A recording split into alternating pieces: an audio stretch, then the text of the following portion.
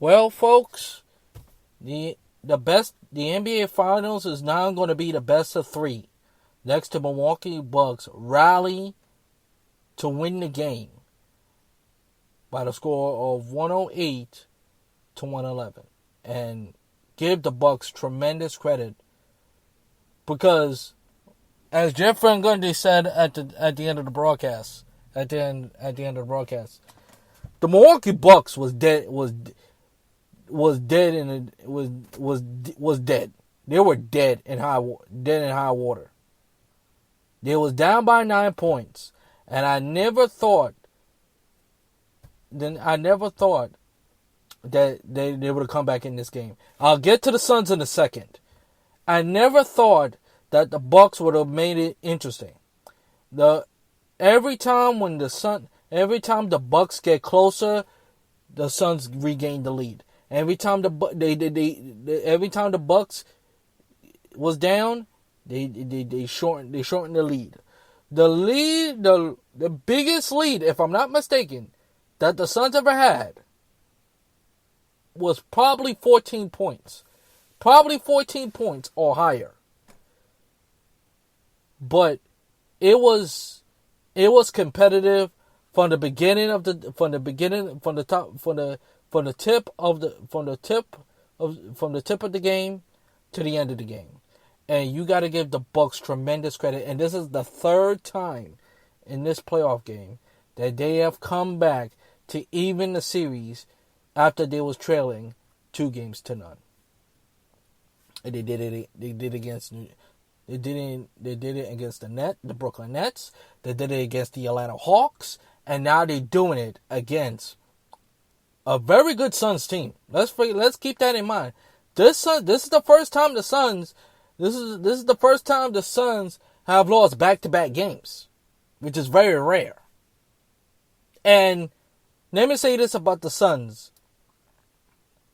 The Suns, even though they have no time to do this, they should be kicking themselves because they should have won this game. They should have won this game. When you have a 9-point lead, you cannot lose this game. Especially if Game 5 is going to be in your building. They have a chance. The Suns had a chance to put a stranglehold in the series, and they did not capitalize. And for that, this is why the series is going to be a best of three. And I said this. I just said.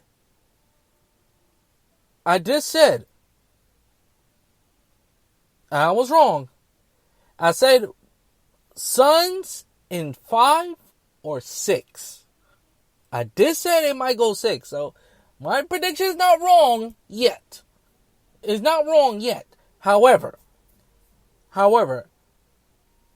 my gut feeling feels this series could go 7. Because the way the two teams is going at it, the past two games, especially Game 3, Game 4,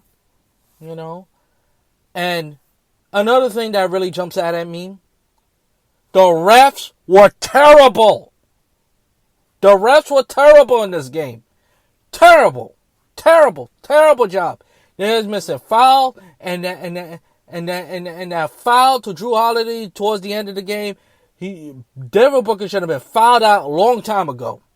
And the fact, even though Devin Booker had a great game, but you see some game, but also you see some games, you saw some things that you should not do.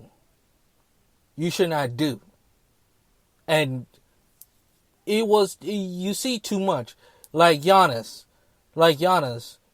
when he fouled Crowder and when Giannis Antetokounmpo hit Crowder eye. And even though I understand what he's trying to do, sometimes if you got the rebound, you just gotta go. You just gotta get back. Just gotta get back on defense. That's all he should have. All he should have did. And Devin Booker, what are you doing? I don't know what Devin Booker was doing trying to take that foul when you scoring 40 points. Chris Paul had a quiet night. This is the first time This is the first time in this series I didn't hear Chris Paul's name called all night. He was quiet. I didn't hear nothing the rest of the night from Chris Paul. But with that being said, this is the game the Suns should have win.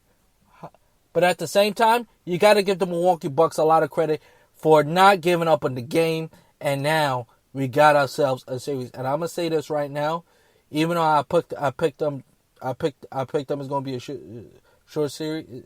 Even though I was wrong for saying this is going to be a short series when I saw Game 1.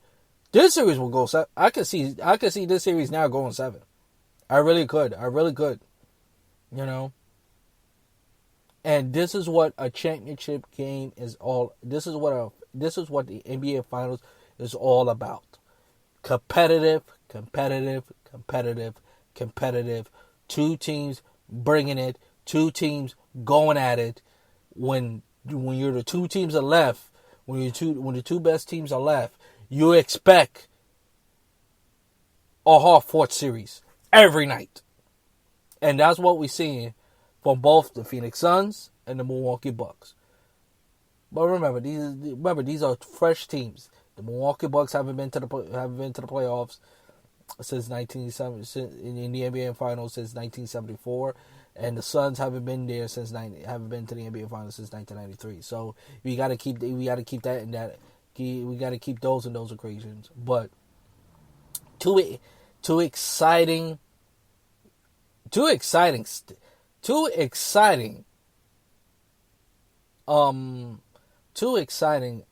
arenas. Milwaukee and Phoenix. As I talked about, it's going to be so ruckus. It's going to be crazy, you know. And both teams are evenly matched, as you can see. But Militon Militon now, you got to pick it up. Even though Giannis was quiet too. Giannis did not dominate the game the way he normally should. But I think this is going to be a fascinating series, and I'm looking forward to it. And now the game 5 is going to be on Wednesday. It's going to be on Saturday at 9:00. This is the first time at NBA Finals, and this come to my head when I thought about it. This is the first time the NBA Finals is going to be on a Saturday. I think ever. This is the first time an NBA Finals game is going to play it on a Saturday night. When's the last time the NBA Finals was played on a Saturday night? Maybe I should Google. Maybe I will Google it once I go off the air. But you gotta give the Milwaukee Bucks tremendous credit. They have played their butts off. They really have. You know, and they deserve this win. You know.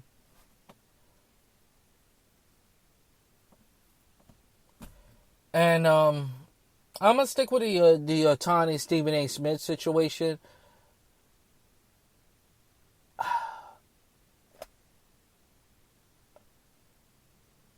People are gonna. I hear my brother and I was talking, and you're gonna hear people. I know he apologized. He apologized. And this is the thing that's starting to get on my nerves now with people. The man apologized. Y'all make it seem like he was being anti-racist, which he was not. Once again, this is why you should hear it from the horse's mouth. It wasn't what Rush Limbaugh, my God rest his soul, said about Donovan McNabb. This is not a comparison. There's no comparison. This is not when Don Imus called the Rutgers women basketball team in 2007 nappy-headed hoes.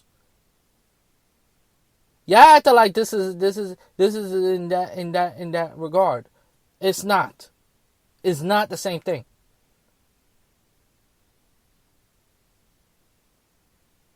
And for y'all, get off of Stephen A. Smith's back. Because I know there's some people out there who are going to try to take him out. I don't mean take. I mean give excuse to get rid of him, where he's the one that's putting the lights on. And in a way, I'm glad ESPN didn't suspend him. I'm glad ESPN did not do the cowboy out and fire him, because fire him for what? Fire him for what? Well, he didn't say nothing wrong. As far as I'm concerned, I don't care what anybody says. He didn't say nothing wrong. It doesn't matter if it's a football, basketball, baseball, wrestling, any sport, or even acting. If you're gonna be a superstar, you have to connect with your audience. Period. And honestly, there's a lot of reasons why a lot of Ohtani is not being talked enough in baseball. One of the reasons he played for the Angels, not the Dodgers. Okay, he played out west.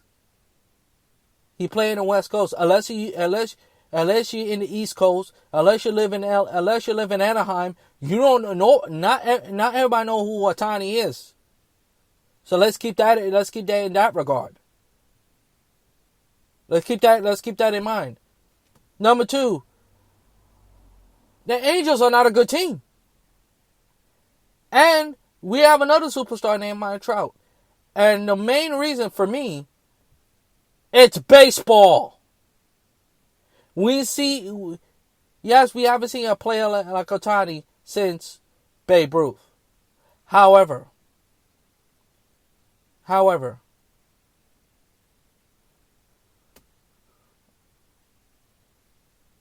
nobody knows who Ohtani is. And let's stop acting like Ohtani is not a rookie. Ohtani is not a rookie. He's not a rookie. This is like his third year. This is his third year. This is like his second year in baseball. Can we see the Angels in the playoffs? When's the last time the Angels make the playoffs? When's the last time the Angels have a winning season?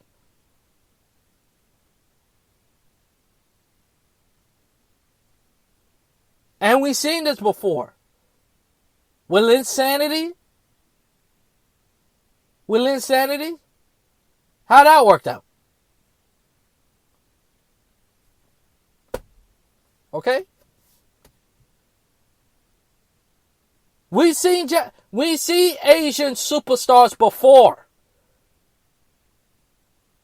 And sometimes it's short-lived. It don't be talked about. I could bring you names. Hideki Matsui, Yao Ming, Hideki Arabu, may God rest his soul. And who could forget, even though he's not Asian, then we could bring the Spanish community into it. How about Fernando Valenzuela, 1981. Y'all forgot? We see international superstars in baseball before. And y'all let Stephen A. Smith, he's not wrong.